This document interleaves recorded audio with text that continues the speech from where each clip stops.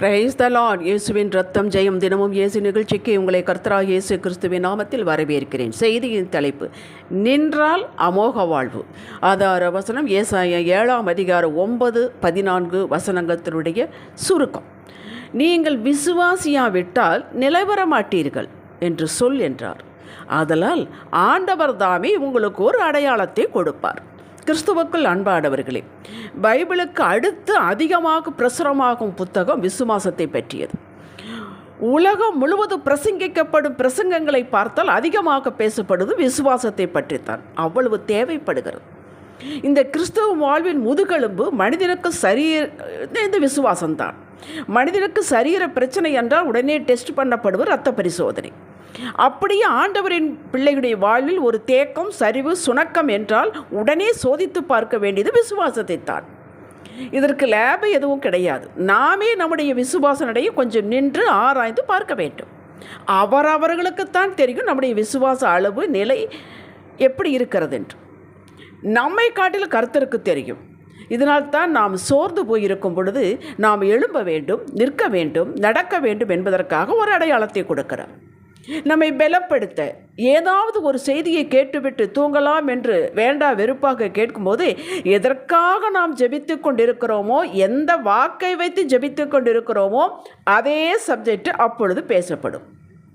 Cellphone உங்களுடையது, open பண்ணிடுது உங்களுடைய விரல். பேசுவது கர்த்தரால் கட்டளை பெற்ற விஷயம், அடையாளம். எல்லாருக்கும் இப்படி நடக்கும் என்று சொல்ல முடியாது. எல்லா நேரத்தில் நடக்கும் என்றும் சொல்ல முடியாது. பிள்ளை மாற வேண்டும், சூழ்நிலை மாற வேண்டும் என்று ஜெபித்துவிட்டு நம்பிக்கையில் கொஞ்சம் தளர்ந்து போயிருக்கும் போது அடையாளத்தை காட்டுகிறார். எப்படி? அதே பிள்ளை ஃபோன் மூலமாகவோ நேரிலேயோ தான் அடைந்து வருகிற மாற்றம், அல்லது இனி நான் இப்படித்தான் செயல்படலாம் என்று முடிவெடுத்துள்ளேன் என்று சொல்ல வைப்பார். அடையாளம். எப்படியோ ஏதோ ஒரு வகையில் நம்முடைய நம்பிக்கை நடையை முடுக்கி விடுகிறார். கரிசனமுள்ள தகப்பன். சிலருக்கு எந்த அடையாளமும் கொடுக்க மாட்டார். ஏன்? இவர்கள் பேரில் கர்த்தருக்கு வருத்தமா? இல்லை. இவர்கள் ஆத்துமாவை ஏற்கனவே ஸ்ட்ராங் பண்ணி இருக்கிறார். ஏராளமான காரியங்கள் இவர்கள் ஜெபித்து பெற்றிருக்கிறார்கள். மற்றவர்களுக்கும் ஜெபித்து அவர்கள் பெற்றதை இவர்கள் கண்டிருக்கிறார்கள். இவர்கள் நினையாத எதிர்பாராத அளவிலும் பெற்றிருக்கிறார்கள். ஆக இவர்களுக்கு இவர்களது கடந்த கால விசுவாச நடையே ஜெப ஜீவியமே சாட்சி என்று விட்டு விடுகிறார். ஆத்துமாவிலே பலவீனப்பட்டு இருப்பவர்களுக்கு அடையாளம் கொடுத்து காட்டி பலப்படுத்துகிறார். இருதயத்தை ஸ்திரப்படுத்துகிறார். தாவீதுக்கு இந்த அனுபவம் உண்டு. அவன் இருதயத்தில் ஸ்திரப்பட்டவன். எதையுமே அவன் காணவில்லை, ஆனால் இருதயத்தை ஸ்திரப்பட்டான். ஆகவே சொல்கிறான், நானோ ஜீவனுள்ள ஒரு தேசத்தில் கர்த்தருடைய நன்மையை காண்பேன் என்று விசுவாசியாதிருந்தால் கெட்டு போயிருப்பேன். கர்த்தருக்கு காத்திரு, அவர் இருதயத்தை ஸ்திரப்படுத்துவார். திடம் மனதாயிருந்து கர்த்தருக்கே காத்திரு.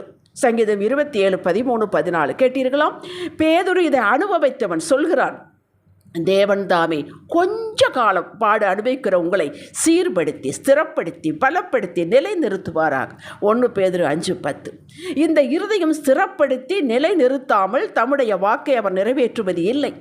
இதை நாம் புரிந்து கொண்டு ஸ்திரத்தன்மைக்கு வந்து விடுவது நல்லது.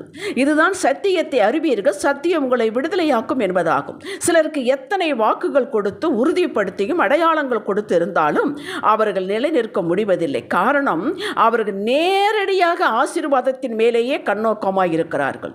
இருதயம் ஸ்திரப்பட வேண்டும். எப்படி? வாக்கு ஒன்று சொல்ல சூழ்நிலை வேறு விதமாக இருந்தாலும் நாம் கண்ணால் பார்க்கிற, காதால் கேட்கிற காரியங்களை காட்டிலும் வாக்கு கொடுத்தவரை நாம் பார்க்கவில்லை, ஆனால் அவர் உண்மையுள்ளவர் என்பது வேதத்தின் சாட்சிகள் சாட்சியிடுகின்றன. நமக்கும் சாட்சிகள் உண்டு. எப்போவுமே காரியங்கள் சாதகமாக இருந்து அடையாளங்கள் கிடைத்து கொண்டே இருந்தால் விசுவாசம் கூடும், இல்லை என்றால் சரிவு. இதை கர்த்தர் விரும்புவது இல்லை. நீச்சல் பழகக்கூடிய பிள்ளைகளுக்கு அந்த காலத்தில் சொரக்குடிக்கை ஒன்று கட்டி விடுவார்கள். அவன் சொரக்குடிக்கை இருப்பதால் மிதந்து கொண்டு சந்தோஷமாக நீச்சல் அடித்துக் கொண்டிருப்பான். ஒரு ஸ்டேஜ் வரும்போது அவனுக்கு தெரியாக மெதுவாக அந்த சொரக்குடிக்கை நீக்கி விடுவார்கள். அப்பவும் அவன் சந்தோஷமாக நீந்தி கொண்டிருப்பான். எப்படி முடிந்தது? யோசித்து பாருங்கள். 3.5 வருடங்கள் இயேசுவோடு தான் இருந்தார்கள் அப்போஸ்தலர் பட்டம் பெற்ற வாங்கின சீஷர்கள். 3ஆம் நாள் உயிர்த்தெழுந்த செய்தி கேட்டது நம்பவில்லையே. நாம் எம்மாத்திரம் என்று எண்ணக்கூடாது. நான் விசுவாசிப்பதை நிலைத்தன்மை உடையவன் என்பதை கர்த்தருக்கு காட்ட வேண்டும். யாத்திராகம் 4ஆம் அதிகாரம் 30-31 வசனங்களை உங்களுக்காக நான் வாசிக்கிறேன். அதாவது ஆண்டவர் ஆரோனையும் மோசேயும் போய் மக்களிடம் பேச சொல்லுகிறார். அப்படி அவர்கள் பேசும் பொழுது கர்த்தர் மோசேக்கு சொல்லிய சகல வார்த்தைகளையும் ஆரோன் சொல்லி ஜனங்களின் கண்களுக்கு முன் அந்த அடையாளங்களை செய்தான். அந்த தடியை வைத்து எல்லா அடையாளங்களையும் செய்தான். உடனே ஜனங்கள் விசுவாசித்தார்கள். கர்த்தர் இஸ்ரவேல் புத்திரரை சந்தித்தார் என்றும் அவர்கள் படும் உபத்திரவங்களை கண்ணோக்கி பார்த்தார் என்றும் அவர்கள் கேட்டபோது தலை குனிந்து தொழுது கொண்டார்கள். கேட்டீர்களா? இதே மக்கள் பார்வோன் வந்து 5ஆம் அதிகாரம் யாத்திராகமம் 5ஆம் அதிகாரம் 19 பார்வோன் வந்து இனிமேல் வைக்கோல் கொடுக்க முடியாது, ஆனால் நீங்கள் எத்தனை எண்ணிக்கை தினமும் கொடுத்தாலும் அதையே கொடுக்க வேண்டும் என்று சட்டம் போட்ட உடனே எப்படி பேசுகிறார்கள் பாருங்கள். யாத்திராகமம் 5:19 நீங்கள் ஒவ்வொரு நாளிலும் அறுத்து தீர வேண்டிய சங்கிலில் ஒன்று குறைக்கப்படாது என்று சொல்லப்பட்டதினாலே இஸ்ரவேல் புத்திரர் தலைவர் தங்களுக்கு இக்கட்டு வந்தது என்று கண்டார்கள். பார்வோனுடைய சொல்லை மேப்படுத்தி பார்த்தார்கள், கர்த்தருடைய சொல்லை கீழே போட்டு விட்டார்கள். ஆகையால் இவர்கள் 2 பேரை பார்த்து சொல்கிறார், எங்கள் வாசனையை கெடுத்து எங்களை கொல்லும்படி அவர்கள் கையிலே பட்டயத்தை கொடுத்தது என்ன என்று கேட்கிறார்கள். அப்பொழுது நாம் சூழ்நிலைக்கு எதிராக சாத்தானுடைய வார்த்தையை, சூழ்நிலைகள் வார்த்தையை, டாக்டருடைய வார்த்தையை, மற்றவங்க சொல்ல வார்த்தையை தூக்கி பிடிக்கும் பொழுது நம் விசுவாசம் நிச்சயமாக போய்விடும். நாம் அந்த நிலைக்கு வரவே கூடாது. நம்மளை நாமே நாம் திடப்படுத்திக் கொள்ள வேண்டும். கர்த்தரை எந்த அளவுக்கு அறிந்திருக்கிறீர்களோ என்பதை பொறுத்துத்தான் உடைய விசுவாசம். நீங்கள் எவ்வளவு காலம் சபைக்கு போகிறீர்கள், எத்தனை காலம் விசுவாசியாக இருக்கிறீர்கள், எவ்வளவு வேதம் வாசிக்கிறீர்கள், ஜெபிக்கிறீர்கள் என்பதை பொறுத்தல்ல. கர்த்தரை எப்படி அறிந்திருக்கிறீர்கள், புரிந்திருக்கிறீர்கள், அதை எப்படி உள்ளத்தில் ஏற்றுக்கொண்டீர்கள், அதுதான். ஆதியாகமம் 22ஆம் அதிகாரத்தில் ஆபிரகாமுடைய விசுவாசத்தை பார்க்கிறோம். எங்கே பலிக்கு ஆடு எங்கே என்று சொல்லி யெகோவாயரே பார்த்துக்கொள்வார். எப்படி அவனுக்கு வந்தது? அவன் 75வது வயதில் 86வது வயதில் நம்புவது அவன் கடினமாக இல்லை. ஏன்? சரீரத்தில் பலன் இருந்தது. பிள்ளை பெறுவோம் என்று அவன் இருந்தார். தன்னுடைய பலத்தை நம்பி இருந்தார். ஆண்டவர் முழுசு உருவிட்டு விட்டுட்டார். ஆதியாகமம் 17 விலாவாரியாக கர்த்தர் பேசுகிறார். கண்டான் ஈசாக்கை, அதிசயத்தை கண்டான். இதுவே அவனுக்கு போதுமானதாக இருந்தது. பின் நாட்களில் விசுவாச தந்தை என்று பெயர் எடுத்தான். மக்களே, காண்கிறவைகள் கேட்கிறவைகளை வைத்து நிற்காதீர்கள், அது உங்களுக்கு உருவி கொண்டு போய்விடும். அந்த காணாத தகப்பன் கொடுத்த வாக்கை பிடியுங்கள். அவர் முன்னோர்களுக்கு எப்படிப்பட்டவராக இருந்தார் அப்படியே உங்களுக்கு இருப்பார். எப்போது உற்சாகமாயிருங்கள். கர்த்தர் உங்கள் மீது பிரியமாயிருப்பார். தம் பிரியத்தை தாம் நினைத்தபடி வகுத்தபடி உங்களுக்கு கொடுத்து உயர்த்துவார். உங்களை கேட்க சொல்லியிருந்தால் இந்த அளவிற்கு நீங்கள் கேட்டிருந்திருக்க மாட்டீர்கள். நம்முடைய கற்பனை சிறியது, மூளை சிறியது, நம்முடைய அனுபவம் சிறியது. இதை வைத்துத்தான் நாம் கேட்டிருந்திருப்போம். விசுவாசத்தில் திறப்படுங்கள். உங்கள் இருதயத்தை நீங்களே சிறப்படுத்துங்கள். இதற்கு எந்த தெரப்பியும் இல்லை.